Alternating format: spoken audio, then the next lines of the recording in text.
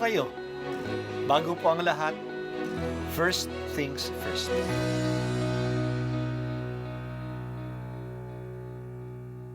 Good morning po. Sinisimulan po natin ngayon ang first things first. At dito po, tinatalakay natin sa unang bahagi ng umaga natin ay ang first readings na binabasa po sa banal na misa. Ito pong tinatalakay natin kasi madalas po kasi marami na tayong alam tungkol sa gospel readings. Pero konti po ang nagsasalita sa first readings. Pero ang first readings, bahagi din po yan ng Biblia, ng banal na kasulatan.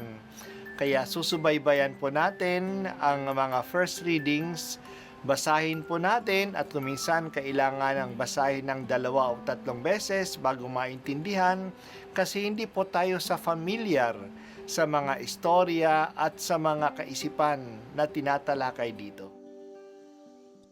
Ang pagbasa mula sa unang sulat ni Apostol San Pablo sa mga taga-Korinto. Mga kapatid, hindi ko kayo makausap tulad ng ginagawa ko sa mga taong nagtataglay ng Espiritu. Kailangang kausapin ko kayo bilang mga taong namumuhay ayon sa laman, mga sanggol pa sa pananampalataya kay Kristo.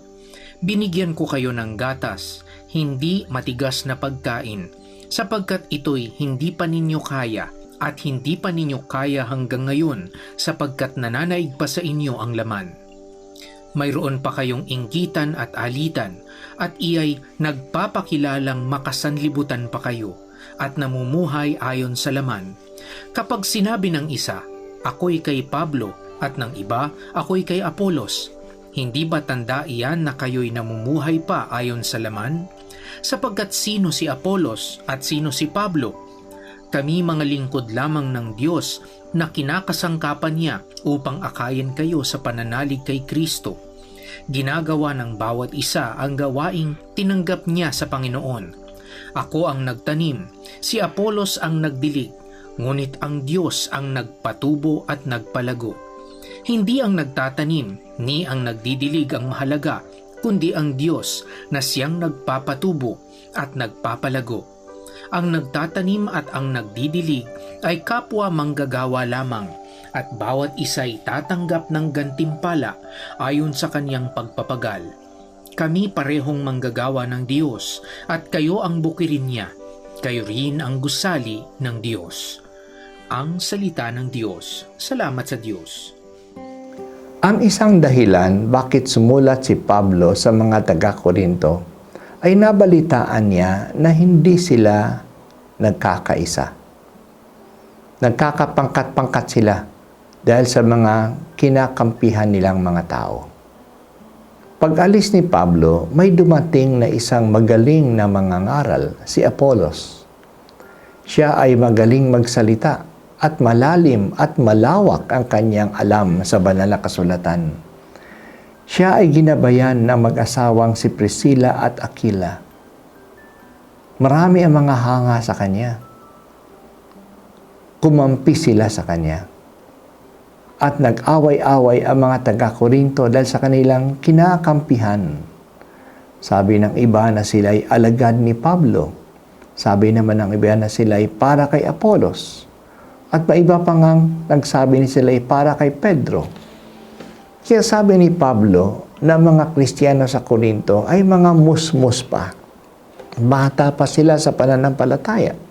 Kasi sila'y nabubuhay pa ayon sa batayan ng laman at hindi ayon sa batayan ng Espiritu ng Diyos. Nag-iingitan pa sila at nag-aalitan. Ito'y pinapakita ng kanilang kampihan. Ang mga apostol ay mga manggagawa lamang sa bukirin ng Panginoon. Si Pablo ang nagtanim, siya ang nagsimula ng komunidad sa Korinto. Pag-alis niya, dumating si Apolos. Siya naman ang nagdilig ng tanim, pinalalim niya ang pananampalataya, inilagaan niya ang tanim sa pamagitan ng kanyang mga pangangaral. Ang mahalaga ay hindi ang nagtanim o ang nagdidilig. Ang mahalaga ay ang nagbibigay ng buhay sa tanim. Sila ay may pananampalataya dahil sa Diyos. Lumalago sila na tanim ng Diyos dahil sa pag-alaga ng Diyos sa kanila. Mahalagang palaging paalaala sa atin ang ating loyalty ay nasa Diyos, na kay Hesukristo at hindi sa sino mang tao o pari o obispo o kardinal. Huwag natin ihambing ang mga manggagawa sa ubasan ng Panginoon kasi iba-iba ang kanilang tungkulin at gawain sa ubasan. Iba-iba rin ang kanilang kakayahan, pero lahat sila ay ginagamit ng Diyos upang palaguin ang mga ubas sa ubasan. Madaling maghambing ng mga tao. Ang iba ay gusto ng parish priest, ang iba naman ay ang assistant parish priest o ang former parish priest. May mga ina-idolize tayo. Kung tayo ay taong maka-espiritual, si Jesus ang dapat nating tingnan. Siya lang ang dapat nating tularan at siya ang mamahalin natin. Si Jesus lang ang ating mandiligtas. Malalaman ang lalim o babaw ng pananampalataya ng mga tao kung sila ay may kampihan, kung sila ay naghahambing at ang mga ito ay nagdadala ng alitan sa community.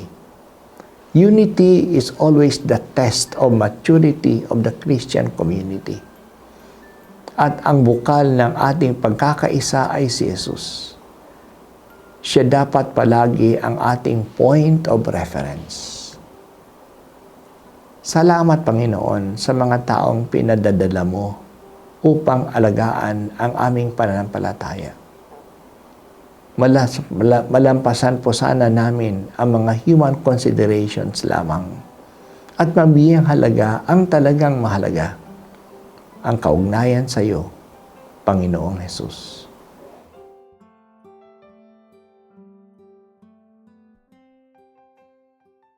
At ako po ay si Bishop Broderick Pabilio dito sa First Things First.